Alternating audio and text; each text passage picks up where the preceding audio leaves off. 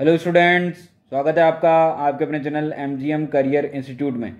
जैसा कि आपको पता है, हमारा जो टॉपिक है वो है हैलोजन डेरिवेटिव, जिसके अंदर हम chemical reaction of alkyl halide की बात कर रहे हैं।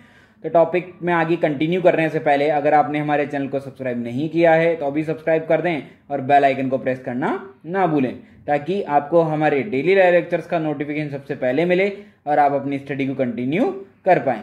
चलिए स्टार्ट करते हैं। क्या एल्काइल हैलाइड की जो केमिकल रिएक्शन है उसके अंदर हम क्या हेलोफॉर्म रिएक्शन की बात कर रहे थे। किसकी बात कर रहे थे भाई? हेलोफॉर्म रिएक्शन की। लास्ट टाइम हमने हेलोफॉर्म रिएक्शन का मैकेनिज्म भी पढ़ लिया था, उससे रिलेटेड नोट पॉइंट भी समझ लिए थे।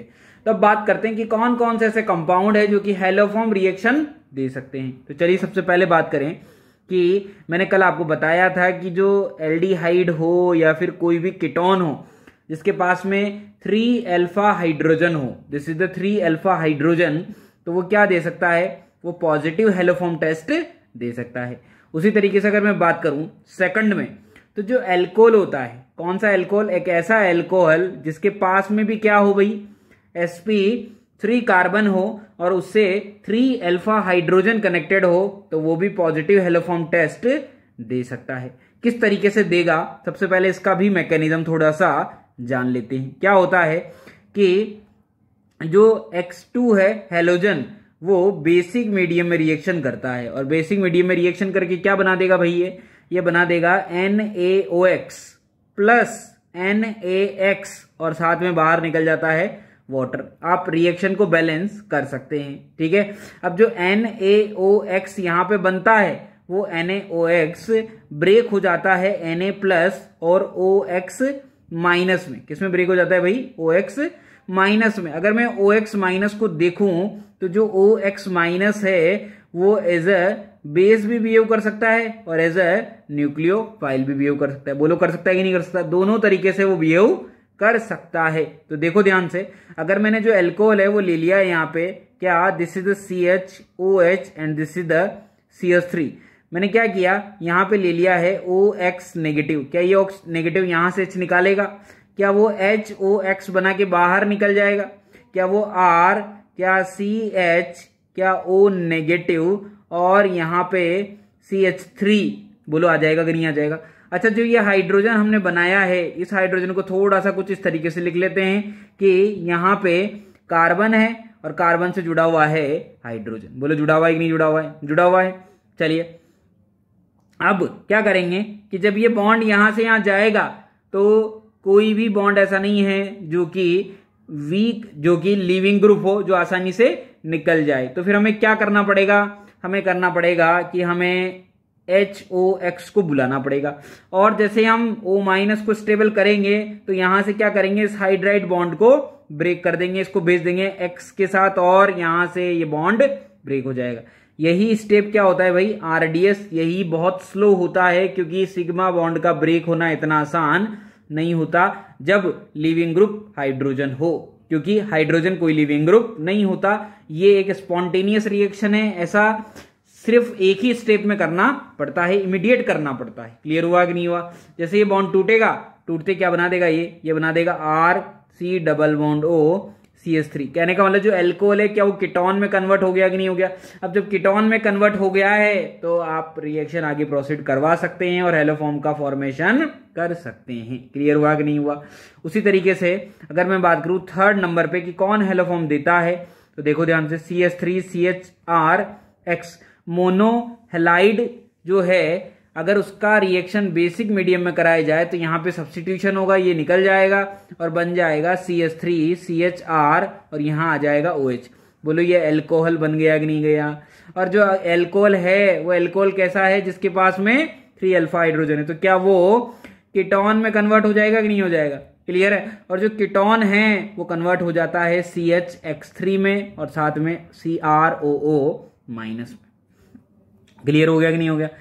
फोर्थ नंबर पे मैं बात करूं तो CH3 CR, इधर भी X इधर भी X, दोनों तरफ X और OH माइनस को ले लिया गया है, तो क्या हो जाएगा भाई, दोनों जगह क्या आ जाएंगे, OH आ जाएंगे। बोलो आएंगे कि नहीं आएंगे। एक कार्बन पे 2 OH अनस्टेबल होते हैं, वाटर बाहर निकल जाएगा। वाटर बाहर निकलेगा तो क्या बन जाएगा, बन जाएगा ये। बोलो बनेगा कि नहीं बनेगा। तो वापस से क्या बन गया है, कीटोन बन गया है, और कीटोन से वापस क्या बन जाएगा, ये बन जाएगा। तो कहने का मतलब कौन कौन हेलोफॉर्म शो कर सकता है, एक तो डाई हेलाइड जो हैं वो हेलोफॉर्म शो कर सकते हैं, मोनोहेलाइड जो है वो भी हेलोफॉर्म कर सकता है, एल्कोहल भी हेलोफॉर्म कर सकता है जिसके पास बगल में क्या हो, 3 अल्फा हाइड्रोजन, और कीटोन भी हेलोफॉर्म शो कर सकता है, एल्डिहाइड भी हेलोफॉर्म शो कर सकता है, कार्बोनाइल कंपाउंड हेलोफॉर्म शो कर सकता है जिसके पास 3 अल्फा हाइड्रोजन हो। बोलो क्लियर हुआ कि नहीं हुआ। तो फिर कौन हेलोफॉर्म शो नहीं करता है, कौन नेगेटिव टेस्ट देता है, तो देखो ध्यान से।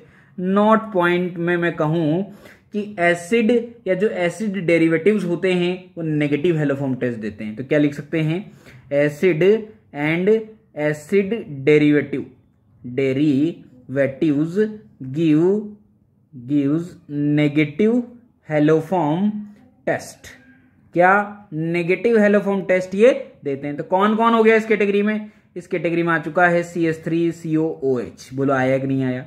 इसके अलावा CH3COCl, इसके अलावा CH3COOR एस्टर, इसके अलावा CH3CONH2 अमाइड, इसके अलावा CH3COOC double bond O CH3। बोलो है कि नहीं है। क्या ये सब के सब एसिड और एसिड डेरिवेटिव्स आ गए कि नहीं आ गए। ये हमेशा नेगेटिव हेलोफॉर्म टेस्ट देते हैं। क्लियर हो गया कि नहीं हो गया। अगर मैं कुछ नोट पॉइंट में चर्चाएं करूं तो यहां पे एक स्टार मार्क करके लिख सकते हैं कि जो एस्टर होता है वो कभी कभी हेलोफॉर्म दे देता है। किस कंडीशन में देगा वो हेलोफॉर्म, देखो ध्यान से। अगर एग्जाम्पल ऐसा हुआ कि CH3COOCH2CH3 this is the ester और इसका अटैक कराया गया है बेसिक मीडियम में, तो क्या होगा भाई, यहां पे अटैक करेगा और इस लिविंग ग्रुप को निकाल देगा। बोलो निकालेगा कि नहीं निकालेगा। अगर ये लिविंग ग्रुप निकल जाता है तो क्या बन जाएगा, CH3C double bond O minus plus CH3CH2OH। बोलो ये अल्कोहल फ्री हो गया कि नहीं हो गया।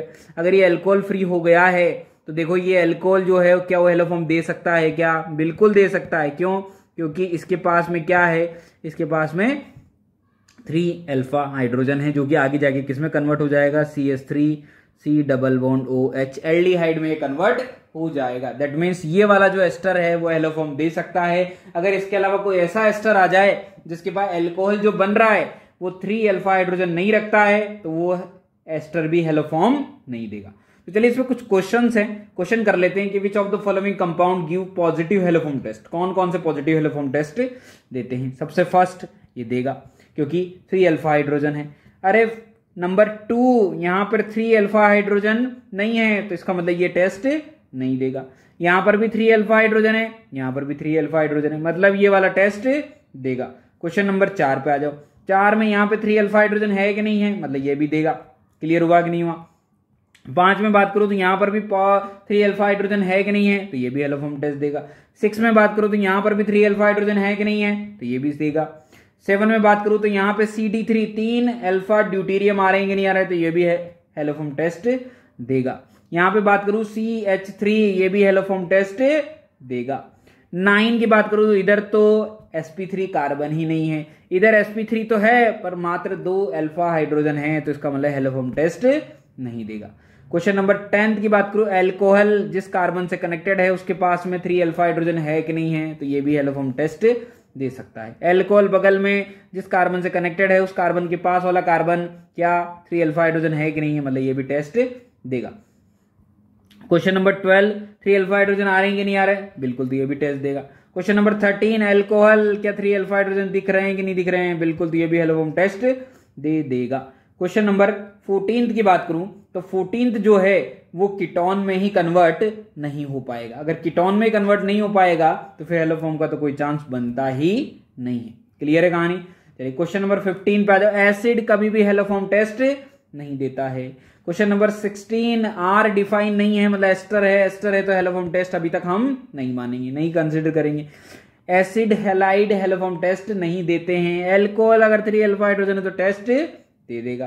Question number 19 acid derivative haloform test नहीं देगा, हेलोफॉर्म टेस्ट नहीं देगा। हेलोफॉर्म टेस्ट ये दे देगा भाई। ये एस्टर जो है वो 3 अल्फा हाइड्रोजन रखता है, क्योंकि इसके बाद जो बनने वाला एल्कोहल है वो क्या कुछ ऐसा बन रहा है कि नहीं बन रहा है, बिल्कुल बन रहा है, तो ये हेलोफॉर्म टेस्ट दे देगा। क्वेश्चन नंबर 22, हैलाइड सबसे पहले क्या बन जाएगा, एल्कोहल बन जाएगा, और एल्कोहल से क्या बन जाएगा, एल्कोहल से बन जाएगा कीटोन, और ये कीटोन तो हेलोफॉर्म टेस्ट दे सकता है। अगर मैं बात करूं डाई हैलाइड की, तो क्या डाई हैलाइड में यहाँ दोनों जगह जहां Br है वहां OH आ जाएगा, और OH आने के बाद वाटर निकल जाएगा और ये बनेगा एल्डिहाइड। क्या एल्डिहाइड हेलोफॉर्म टेस्ट देता है क्या, अरे बिल्कुल नहीं देता है। क्वेश्चन नंबर 24, ये इधर से भी दे सकता है, इधर से भी दे सकता है, और बीच से भी दे सकता है। अच्छी बात ये है, तो ये हेलोफॉर्म टेस्ट देता है। क्वेश्चन नंबर 25, इधर से भी देगा, इधर से भी देगा, मतलब हेलोफॉर्म टेस्ट दे सकता है। बोलो क्लियर हुआ कि नहीं हुआ कि कौन कौन हेलोफॉर्म टेस्ट दे सकता है और कौन कौन नहीं दे सकता है। ठीक है भाई, चलिए तो बात करें और आगे बढ़ते हैं कुछ नोट पॉइंट की तरफ। इन्हीं से रिलेटेड क्या कि मैंने लिया है कोई भी एक एल्डिहाइड, ठीक है, और मैंने इसका रिएक्शन करवाया है Cl2 के साथ इन प्रेजेंस ऑफ NaOH। जब हमने मैकेनिज्म पढ़ा था तो हमने देखा था कि जो Cl2 है उसके कितने मोल काम में आते थे भाई, 3 मोल काम में आते थे कि नहीं आते थे, और NaOH के कितने मोल काम में आते थे, 4 मोल काम में आते थे। क्लियर। अब अगर मैं मान लो कि यहाँ पे 3 मोल ले लेता हूं और इसका ले लेता हूं 1 मोल, क्या ले लेता हूं मैं, इसके 1 मोल और इसके 3 मोल, तो मुझे CHX3 जो मिलेगा वो कितना मोल मिलेगा, मुझे 1 मोल मिल जाएगा। कितना मिल जाएगा मुझे, वो मिल जाएगा यहाँ पे 1 मोल। बोलो मिलेगा कि नहीं मिलेगा। क्लियर है कहानी। पर मैंने क्या कहा था, कभी भी मोनोहेलाइड जो होता है वो बेसिक मीडियम में पॉसिबल नहीं होता। अगर आपको मोनोहेलाइड पे रिएक्शन रोकनी है, एक ही हेलोजन बना के रिएक्शन को रोकना है, तो आपको क्या करना पड़ेगा, एसिडिक मीडियम लेना पड़ेगा। तो अगर हम क्या करें, कभी कभी क्वेश्चन में वो कर दे कि 3 मोल ना दे और वो क्या कर दे, वो सिर्फ इसका भी 1 मोल दे दे और इसका भी क्या करे 1 मोल दे दे, तो डरने वाली कोई बात नहीं है, बनेगा तो हेलोफॉर्म ही, बस उसके मोल्स क्या हो जाएंगे, कम हो जाएंगे। क्लियर हुआ कि नहीं हुआ। अगर इसके 2 मोल दे दे और इसका 1 मोल दे दे तो डरने वाली कोई बात नहीं है, इसके 2/3 मोल्स फॉर्म हो जाएंगे, पर बनेगा तो हेलोफॉर्म ही। क्लियर है कि नहीं है। ठीक है, तो वो कभी कभी कंफ्यूज कर देता है। और भी नोट पॉइंट लिख लेते हैं क्या, कि जैसे मैंने आपसे कहा था कि अगर कोई भी एल्डिहाइड है और उसकी रिएक्शन Cl2 के साथ कराई गई है एसिडिक मीडियम में अगर इसकी रिएक्शन करवाई जाती है, लाइक हम ले लेते हैं ACOH, तो इसका भी 1:1 अगर एसिडिक मीडियम में रिएक्शन करवाई गई है तो क्या बन जाएगा भाई, मोनो हेलोजिनेशन पे रिएक्शन रुक जाएगी, यहां पे क्लोरीन लग जाएगा। किस तरीके से होता है ये सब कुछ उसका जान लेते हैं हम। क्या मैकेनिज्म, क्या मैकेनिज्म है इसका, देखो ध्यान से। ये रहा एल्डिहाइड, ठीक, ये रहा क्या ACOH, बोले तो एसिटिक एसिड, क्या हो जाएगा, एसिडिक मीडियम में जो कीटो है वो चला जाता है इनॉल फॉर्म में। किस में चला जाता है, इनॉल फॉर्म में, टोटोमेरिज्म कर लेता है। बोलो करेगा कि नहीं करेगा। क्या H यहां से उठ के वहां आ जाएगा और ये बन जाएगा। अगली स्टेप में हमने क्या डाला है, हमने डाला है Cl2, क्या हो जाएगा भाई, ये लोन पेयर यहां से यहां, ये बॉन्ड यहां से यहां इस पे अटैक करेगा और Cl को निकाल देगा। क्या बना देगा ये बना देगा डबल बॉन्ड O, और साथ में यहां आ जाएगा Cl। बोलो आ जाएगा कि नहीं आ जाएगा। तो अगर कोई भी क्वेश्चन हमें दे दिया जाए कि एक कीटोन है और इस कीटोन का रिएक्शन Cl2 के साथ कराया गया है इन प्रेजेंस ऑफ ACOH, कराया गया कि नहीं कराया गया, तो क्या आंसर आने वाला है भाई, आंसर आने वाला है C+O Cl। उसी तरीके से ये तो था 1:1, तो इसका ये आंसर आया। अगर ले लेते हैं 1:2 इन प्रेजेंस ऑफ ACOH, तो क्या आंसर आ जाएगा, दोनों तरफ क्लोरीन आ जाएंगे भाई, दोनों तरफ क्या आ जाएंगे, क्लोरीन, इधर भी क्लोरीन इधर भी क्लोरीन। बोलो समझ में आया कि नहीं आया। तो इस तरीके से ये जो हेलोफॉर्म रिएक्शन है, ये कौन कौन से कंपाउंड ऐसे हैं जो कि पॉजिटिव हेलोफॉर्म टेस्ट देते हैं और कौन कौन से कंपाउंड है जो कि पॉजिटिव हेलोफॉर्म टेस्ट नहीं देते हैं, उनकी चर्चाएं हमने यहाँ पर कर ली है, उनका मैकेनिज्म हमने पढ़ लिया है। इसके अलावा कि क्या अगर बेसिक की जगह एसिडिक मीडियम ले लिया जाए तो मोनोहेलोजिनेशन जो होता है वो किस तरीके से प्रोसीड होता है, उसका भी मैकेनिज्म हमने जान लिया है। तो इस तरीके से लगभग जो हेलोफॉर्म रिएक्शन है वो कंप्लीट हो जाती है। तो हेलोफॉर्म रिएक्शन के थ्रू हमने क्या बना लिया है भाई, हमने बना लिया है क्लोरोफॉर्म, ब्रोमोफॉर्म या फिर आयोडोफॉर्म। बोलो बनाया कि नहीं बनाया। तो यहां पर आगे जो हेलोफॉर्म रिएक्शन है उसके अंदर हम रिएक्शन ऑफ क्लोरोफॉर्म की बात करेंगे। किसकी बात करेंगे, रिएक्शन ऑफ क्लोरोफॉर्म की। तो नेक्स्ट लेक्चर के अंदर हम क्या पढ़ने वाले हैं, reaction of CHCl3, reaction of chloroform की बात करने वाले हैं। तो तब तक के लिए आप इस हेलोफॉर्म रिएक्शन को कंप्लीट करें। आपने जो क्लोरोफॉर्म बनाया है उसकी रिएक्शन हम आगे पढ़ने वाले हैं। तो thank you students, thank you.